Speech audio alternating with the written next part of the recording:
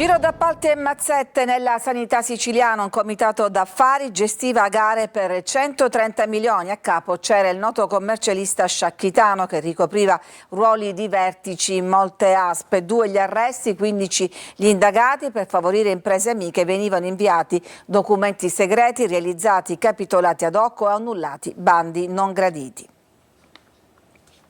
Per l'omicidio... Un vero e proprio comitato d'affari per governare illecitamente gli appalti della sanità siciliana, appalti del valore complessivo di ben 130 milioni di euro, quelli finiti nel mirino della Guardia di Finanza, almeno 5 quelli che sarebbero stati manipolati attraverso gare fatte ad hoc per imprese amiche, commissioni aggiudicatrice infiltrate e tanto altro. Si tratta di forniture e opere per l'ASP di Trapani, 2 appalti dell'ASP di Caltanissetta, una fornitura per l'ospedale civico di Palermo e un'altra per l'ospedale Villa Sofia Cervello, sempre di Palermo.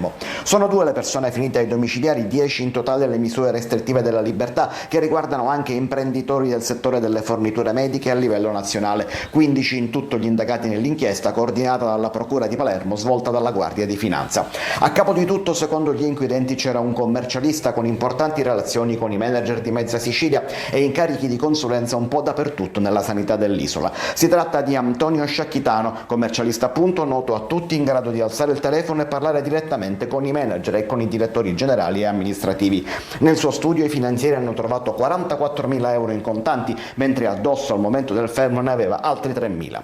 Molteplici le iniziative e gli espedienti messi in atto, fra cui l'invio ai referenti delle imprese da avvantaggiare di documentazione segretata relativa a gare ancora da bandire, la costruzione di capitolati d'appalto ad hoc sulla base delle indicazioni ricevute dagli stessi interlocutori, fino ad arrivare all'annullamento dei bandi laddove non gradite le aggiudicazioni. Il gruppo interveniva anche nella scelta dei componenti delle commissioni di gara per accertarsi che fossero vicini ai membri dell'organizzazione. Tutti gli indagati sono già stati ascoltati prima dell'emissione dei provvedimenti, ma l'inchiesta deve ancora approfondire altri appalti ed altri lavori. Fino adesso, come avete sentito, sono emerse irregolarità negli appalti tra Palermo, Trapani e Caltanissette che valgono 130 milioni di euro. Al centro di tutto questo giro di mazzette c'era il commercialista Antonino Sciacchitano, che era anche consulente di diverse ASP. Sentiamo Marco Gullà. Milioni su milioni di euro. Ancora una volta la sanità siciliana viene sconvolta da uno scandalo. La figura centrale della nuova inchiesta della Guardia di Finanza è quella di Antonino Maria Sciacchitano, ma tra gli arrestati c'è anche Catello Cacace, imprenditore di 61 anni. Per altri 8 ci sono misure interdittive di natura diversa, ma altri 5 indagati non hanno ricevuto ancora misure, ma sono nel mirino degli inquirenti. Tra questa gara degli elettromedicali, sterilizzazione, ballano milioni di euro, diceva Sciacchitano, pensando di non essere intercettato. Hanno un terrore che tu non riesci a immaginare. Perché? Perché io la prima cosa che ho fatto, diceva Sciacchitano, sono andato a puntare le gare, le proroghe, scrivo e metto. Da presidente del collegio sindacale dell'azienda ospedaliera Arnas Civico di Palermo e quindi da pubblico ufficiale, Sciacchitano vantava rapporti strettissimi col management del nosocomio, riuscendo a incidere sulle gare indebite e favorire gli imprenditori spalleggiati. Si passava anche a minacce velate quando si rivolgeva al direttore generale dell'ospedale civico di Palermo. O fai sta cosa o il rapporto è chiuso, diceva Sciacchitano. Dobbiamo fare il nuovo provveditore, hanno coglioneggiato, se l'1 ottobre non prende servizio Bisignano il nostro rapporto è chiuso. Stralci di una sanità ancora una volta ingrigita dal malaffare. E nei giorni scorsi era emerso un altro scandalo della sanità, quello sulle protesi acustiche, anche in questo caso ben oliati da mazzette. Giusy Lazzara. Un ufficio, un sistema collaudato di mazzette, regali e favori, un intreccio tra camici bianchi e un'azienda di apparecchi acustici. Questi i punti cardine dell'inchiesta della Procura di Siracusa, che mercoledì ha scoperchiato l'ennesimo scandalo nella sanità siciliana. Secondo le indagini, centro degli affari la sede dell'azienda Microfon di Siracusa, gestita dai fratelli Violante e dal cognato Allibrio. Questa, secondo gli inquirenti, la base operativa dove si svolgevano gli incontri e si concordavano le mazzette da elargire ai medici per l'invio dei pazienti. Un lavoro ben organizzato che per chi indaga avrebbe previsto anche un giro di contabilità con tanto di nomi e cifre, affidato addirittura a 2 impiegati amministrativi. Non c'era solo Siracusa, anche Ragusa, Catania, Lentini e Avola. Nell'inchiesta ci sono 22 indagati, tra loro medici del Policlinico di Catania, dell'unità operativa complessa, di Otorino, Laringoiatria, Igola Mantia, Luigi Maiolino e Pasquale Albanese. E ancora l'Otorino Raffaele Azzaro. Compare nelle carte anche il primario del Gravina di Caltagirone, Salvatore Ronzisvalle, Pasqualino Monea, primario del San Salvatore di Paternò, e Leila Pintaldi, che opera negli ambulatori dell'ASP. Denaro, contanti, viaggi e cene che secondo i militari del NAS di Ragusa, coordinati dalla procura di Siracusa, facevano parte degli accordi. La visita della Commissione regionale antimafia a Caltanissetta. Qui spaccio ed estorsioni rimangono le principali attività della criminalità organizzata, ma c'è una novità: gli operatori commerciali denunciano il pizzo. Rita Cinardi. Si è riunita questa mattina a Caltanissetta in prefettura per riprendere la mappatura a 2 anni dalla prima tappa nissena la Commissione parlamentare di inchiesta e vigilanza sul fenomeno della mafia e della corruzione in Sicilia dell'ARS, presieduta da Antonello Cracolici, per sentire esponenti delle forze dell'ordine, procuratori e sindaci del territorio. In mattinata si è svolta l'audizione del Comitato Provinciale per l'Ordine e la Sicurezza e del capocentro della DIA per la mappatura sullo stato della criminalità organizzata in provincia. È stata poi la volta del procuratore generale e il procuratore capo. Al centro dell'audizione armi, stupefacenti ed estorsioni, che ancora oggi rimangono la principale attività delle organizzazioni mafiose nel Nisseno, soprattutto sul territorio gelese. Permane una preoccupazione che anche qui abbiamo registrato, che è diffusa in tutta la regione, che è l'approvvigionamento di armi. Questa è una novità che credo importante dare un annuncio. Ci sono diverse denunce da parte di commercianti e operatori economici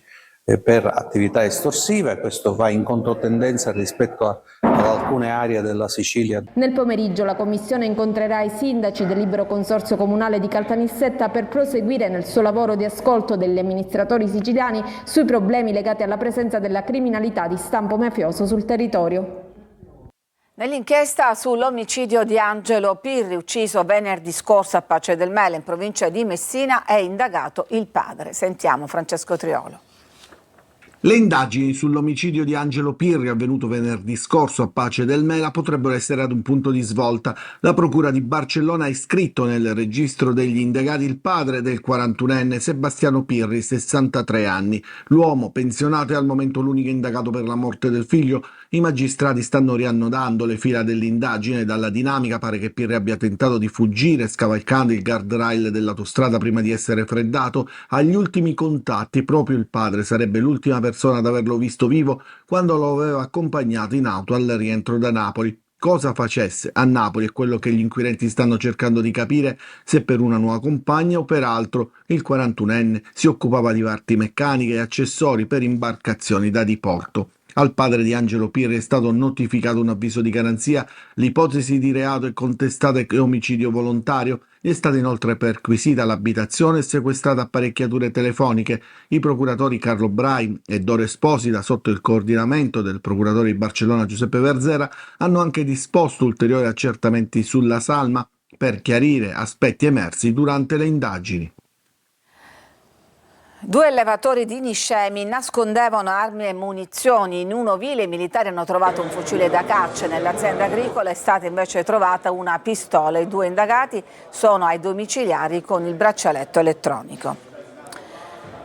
A Bagheria arrestate 5 persone per droga ed armi. Erano ferme accanto a 2 auto intente a trasferire alcune buste da un veicolo all'altro. I carabinieri hanno deciso di procedere a un controllo, ma una delle auto è fuggita lanciandosi in una folle corsa fino a quando non è stata bloccata da un'altra pattuglia. Nell'auto sono stati trovati 20 kg di hashish e diverse migliaia di euro. Riqualificazione e sviluppo urbano, un piano da 37 milioni e mezzo di euro per cambiare il volto di Catania con 11 progetti. Tonino De Mano. Un investimento da 37 milioni e mezzo di euro per 11 progetti che cambieranno il volto di Catania con interventi mirati a potenziare infrastrutture, strade, marciapiedi, piazze, scuole e realizzare affascinanti percorsi ciclabili. Uno di questi collegherà Catania e Borgo, Mister Bianco, Belpasso e Piano Tavola, costo 5 milioni di euro. Grande attenzione al quartiere Cibali con la creazione di percorsi pedonali e ciclabili in prossimità delle aree metropolitane di Cibali e Milo, e alla cultura con la riqualificazione di un nuovo spazio museale dell'ex convento Crociferi, mentre 6 milioni e mezzo di euro sono stati stanziati per rilanciare l'area di Faro Biscari, ex Fiera Kennedy, che diventerà un'area strategica per eventi e accoglienza. La soddisfazione negli occhi e nelle parole del sindaco trantino. Tanti passi in avanti per la città, all'insegna di più categorie di lavori, quindi dall'inclusione alla mobilità, alla riqualificazione di alcune strade, alla soluzione di problemi rispetto ad alcuni temi. Penso fra tutti il polo museale di via Crociferi, rimasto incrostato per anni per degli errori compiuti in passato, errori di natura progettuale, e abbiamo deciso basta, azzeriamo e ricominciamo, non da zero perché gran parte delle cose sono state fatte, però cerchiamo adesso di accelerare per la conclusione del progetto. Fondi europei abilmente intercettati dall'assessore alle politiche comunitarie Sergio Parisi. Gioco di squadra con progetti importanti legati alla mobilità, alla rigenerazione urbana della nostra città, quindi un ulteriore tassello per andare avanti nell'utilizzo di fondi comunitari, quindi senza un solo centesimo a carico del comune e dei comuni ovviamente che fanno parte delle FUO, che sono ben 21. Finanziamenti anche per l'efficientamento energetico dell'Istituto Campanella Sturzo e per il miglioramento sismico dell'edificio scolastico Mimosa. E adesso vediamo le immagini di un'importante operazione di ripristino del fondale. Siamo nell'area dei Ciclopi, nel Catanese, dove i subiti di Mare Vivo hanno rimosso oltre 600 metri di reti fantasma. Emanuela Corsi. I faraglioni che svettano dal mare, l'isola lachea, i fondali con una morfologia lavica contraddistinta da rocce scure e taglienti che creano una barriera abitata da numerose specie di pesci. Quella delle isole Ciclopi è un'area protetta tra mito e leggenda che si estende nel tratto di mare antistante Aci Trezza e quello tra Capomolini e Punta Guzza nel comune di Aci Castello. Questo ecosistema di straordinaria bellezza e biodiversità da anni viene minacciato dalla presenza di attrezzi da pesca abbandonati e rifiuti ingombranti. Grazie all'intervento di Mare Vivo, che come vediamo in queste immagini ha rimosso oltre 600 metri di reti fantasma abbandonate sul fondale, è tornato a splendere. La presenza di questi attrezzi era stata segnalata dai cacciatori di reti fantasma, un gruppo di subacquei amanti del mare che operano nella zona da moltissimi anni e che hanno supportato la divisione subacquea dell'associazione in questa attività. La conformazione dell'area facilita la pesca intensiva e l'intrappolamento delle reti che restano incagliate causa un impatto devastante sull'equilibrio dell'ecosistema, continuando a catturare tra le loro maglie la fauna e la flora marina. Pochi giorni fa i volontari di Mare Vivo hanno effettuato un'altra importante operazione di recupero a Milazzo, nel Messinese, che ha portato alla rimozione di 6 tonnellate di pneumatici fuori uso dal fondale. Attimi di paura sulla Catania-Ragusa, in fiamme un bus di linea dell'Etna Trasporti. Il mezzo, partito da Catania e diretto a Ragusa, stava viaggiando quando ha preso fuoco, presumibilmente a causa di un guasto al motore. A bordo c'erano diversi passeggeri costretti a scendere precipitosamente e ad attendere i soccorsi in strada. Nessuno, per fortuna, è rimasto ferito.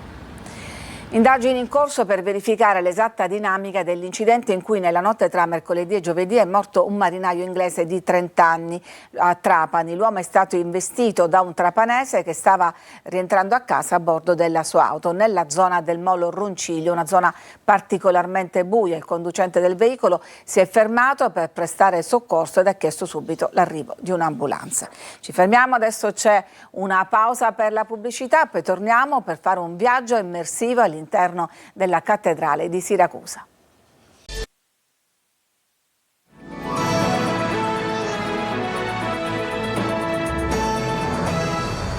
La cattedrale di Siracusa come non l'avete mai vista. Con un visore si può rivivere la storia del Tempio attraverso i secoli. L'abbiamo provato con Francesco Alloi.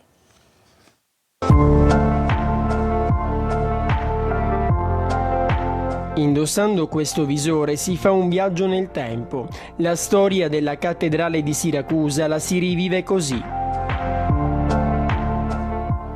Una trasformazione lunga secoli e secoli, che arriva fino ad oggi. Il progetto prevede una ricostruzione innanzitutto.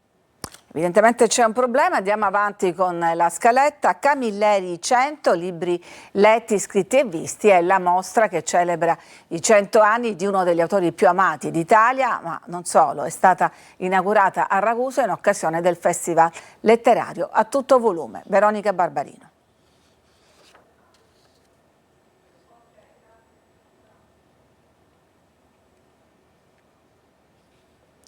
Vediamo se c'è il servizio. Con la casa editrice Sellerio, 50 milioni di copie tradotte in 37 lingue e vendute in 34 paesi. Montalbano è il suo personaggio più celebre. A 100 anni dalla sua nascita, lo scrittore siciliano Andrea Camilleri viene ricordato e celebrato in tutta Italia e anche a Ragusa. Con la mostra Camilleri 100, libri letti, scritti e visti, tra le sale di Palazzo La Rocca è possibile conoscere l'autore nel suo prima e dopo il successo editoriale. Con un approccio filologico e narrativo, il percorso espositivo parla di Camilleri attraverso i suoi libri, come i gialli scoperti nella biblioteca paterna, i suoi taccuini di letture e appunti, le passioni teatrali e poetiche, i libri che influenzarono la sua idea di Sicilia e i testi manzoniani. La passione per la lettura lui la sviluppa già quando aveva 6, 7, 8 anni, andava a frugare nei solai, quei vecchi solai dove il padre e il nonno avevano lasciato tanti libri che lui va a scoprire, e quegli stessi libri sono i libri che poi si possono vedere in mostra, insieme poi a dei taccuini che compilò in tempo di guerra, in cui le sue esperienze di ragazzo, di studente, di lettore si mescolano alle tragedie della grande storia, perché in una pagina si parla di un'interrogazione, in una pagina della lettura di Conversazione in Sicilia e in un'altra dello sbarco degli americani. In esposizione anche tutti i volumi dello scrittore pubblicati dal 1994, anno in cui arrivò al successo. Un viaggio quindi nell'universo di Andrea Camilleri, attraverso un'eredità culturale ricca di fonti che offre una chiave di lettura per le opere e la figura di uno dei più rappresentativi autori della letteratura italiana contemporanea. La mostra a ingresso gratuito sarà fruibile fino al 27 luglio. E adesso proviamo a rifare questo viaggio nel tempo attraverso i secoli nella cattedrale di Siracusa.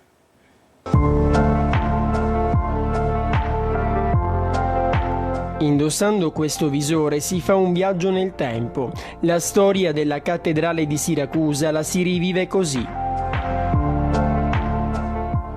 Una trasformazione lunga secoli e secoli, che arriva fino ad oggi. Il progetto prevede una ricostruzione innanzitutto dell'oikos arcaico che appunto si trovava in Piazza Duomo, e poi della ricostruzione del Tempio di Atena fino alle varie trasformazioni che questo ha avuto, diventando appunto chiesa cristiana e poi cattedrale.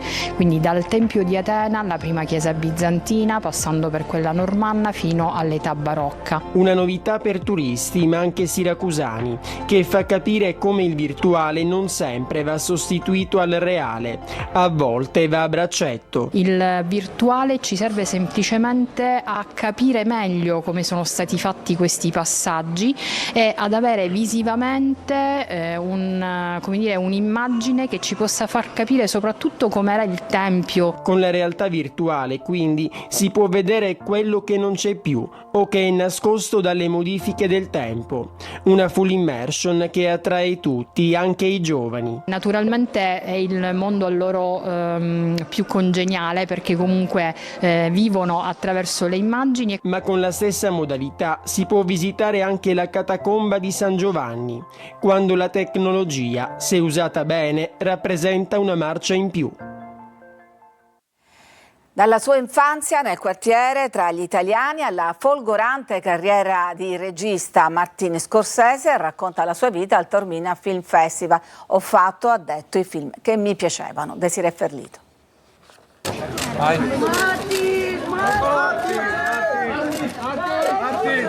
Un'altra leggenda del cinema accende il Taormina Film Fest. Martin Scorsese, accolto da un bagno di folla, regala emozioni hollywoodiane.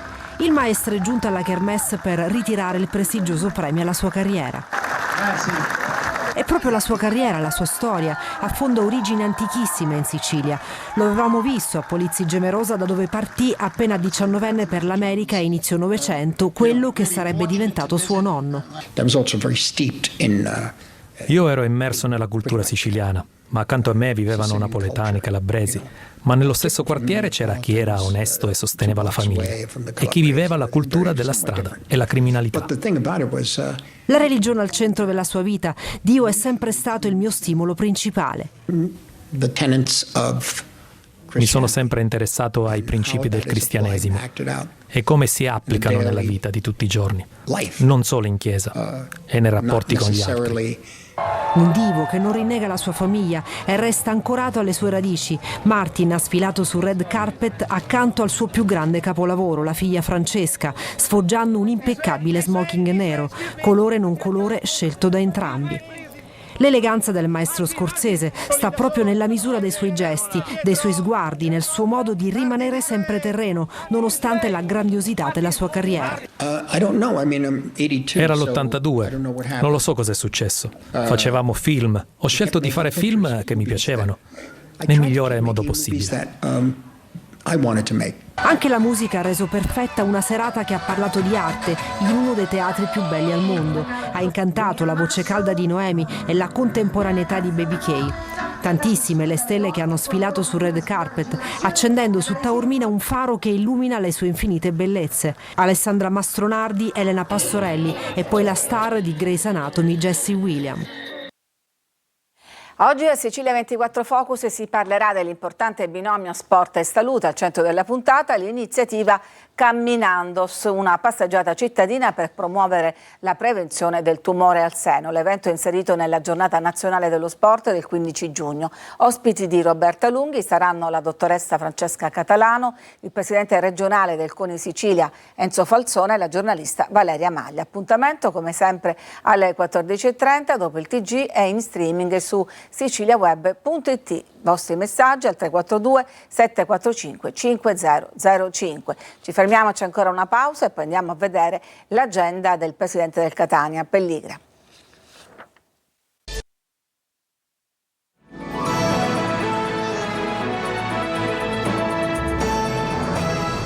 Siamo alla pagina sportiva. Da oggi inizia il ciclo di incontri che il presidente del Catania, Ross Pelligra, arrivato ieri sera, ha in programma secondo un fitto calendario. Giorni importanti per mettere le basi alla prossima stagione. Francesco Triolo.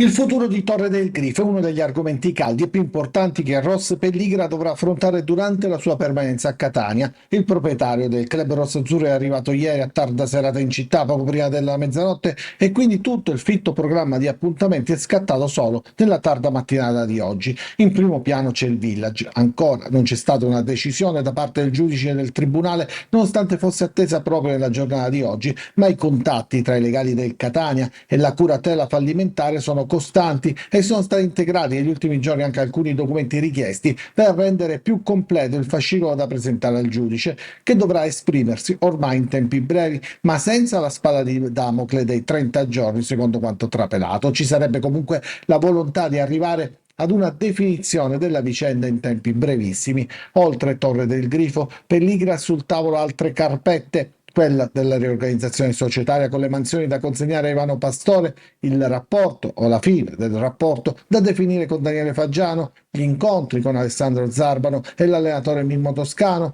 incontri anche con gli sponsor principali del Catania, con i quali condividere il progetto della prossima stagione. Poi si parlerà di giocatori, Ciancio e Cicerelli di rientro alla Ternana, Castellini che ha conquistato la Serie A col Pisa, sono i fronti su cui lavorare inizialmente. Il Palermo ha comunicato con una nota la prosecuzione del rapporto professionale con il direttore sportivo Carlo Osti, che continua il suo impegno nella direzione sportiva del club rosanero. Per quanto riguarda invece l'ingaggio di Inzaghi, entro qualche giorno arriverà la fumata bianca.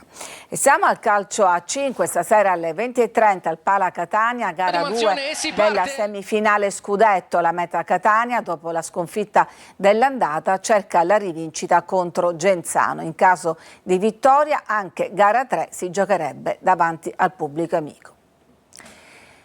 Ed è tutto per questa edizione, vi lascio adesso al nostro focus dedicato appunto al binomio salute e sport. Grazie per averci seguito, a tutti una buona giornata.